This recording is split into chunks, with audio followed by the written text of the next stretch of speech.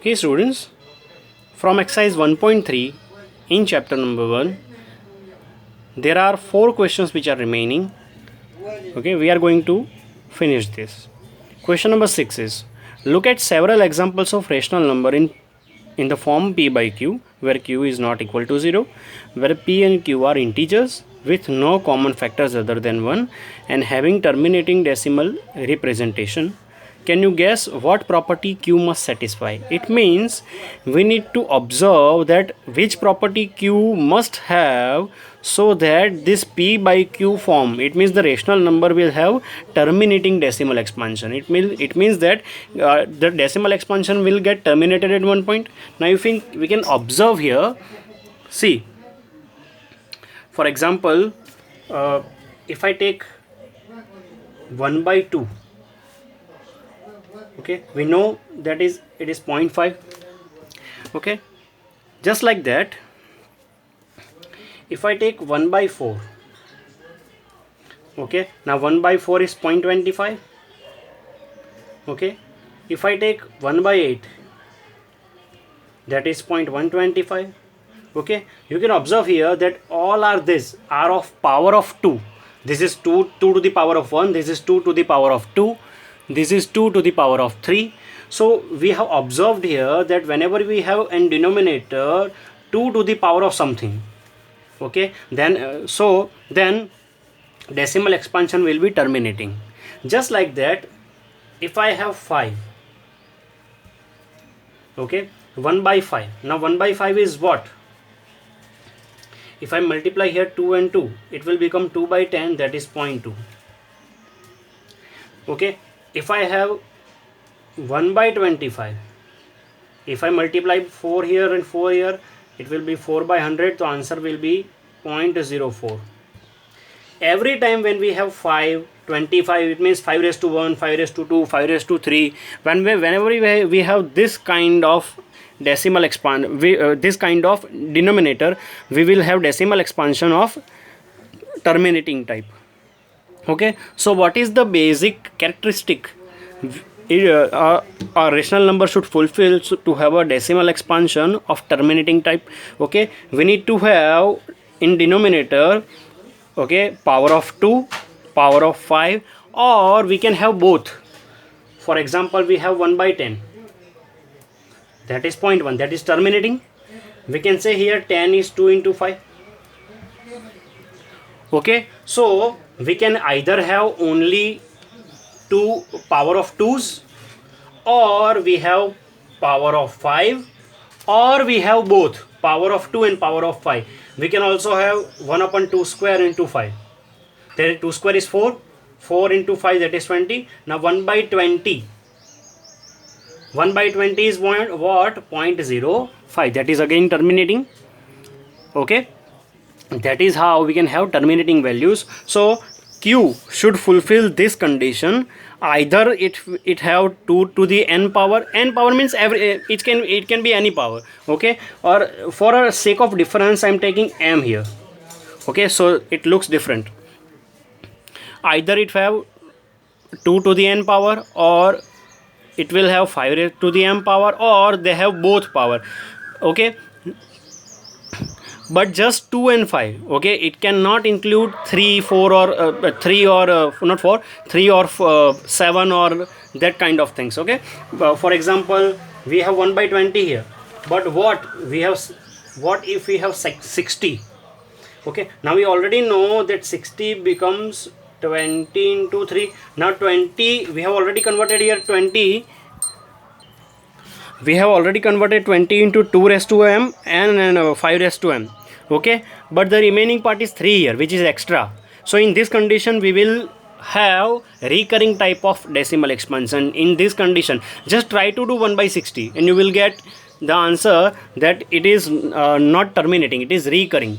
okay, so the property that q should fulfill is either it will have 2 raised to n power type of numbers, or 5 raised to m type of numbers, or they have 2 raised to n and 5 raised to m type of numbers, both. Other than the for 2 or 5 should be there. okay, otherwise it will have recurring type of decimal expansion. It will not have terminating type of decimal expansion. That is the basic property of Q. It must fulfill that property. Now what is the seventh question? Write three numbers whose decimal expansions are non-terminating, non-recurring. Okay. Now what is the seventh question here? Write three numbers whose decimal expansion are non-terminating, non-recurring. Now we are here asked to have three numbers.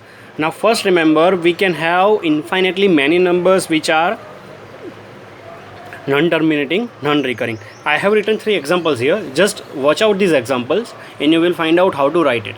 Okay, you can write it anyway, but it should not be non-terminating and number should not be repeated. For example, here we have 1 0 10, then 10 get not repeated, now it is 1 1 10. Now here 1 1 10, 1 1 10 not get repeated, now it is 1 1 1 1 1 10. Okay, that is how you can have so many different types of numbers which are called as irrational numbers. Okay, so the question can be asked in this way also, that find irrational numbers. Write three any irrational numbers. Okay, now the eighth question here. Okay, eighth question here. Find three different rational numbers between the rational number 5 by 11 and 9 by 11. Now first we need to understand what is 5 by 11 and 9 by 11, and the question is we need to find irrational number, not rational. If we ask to find rational number, then it is much easier.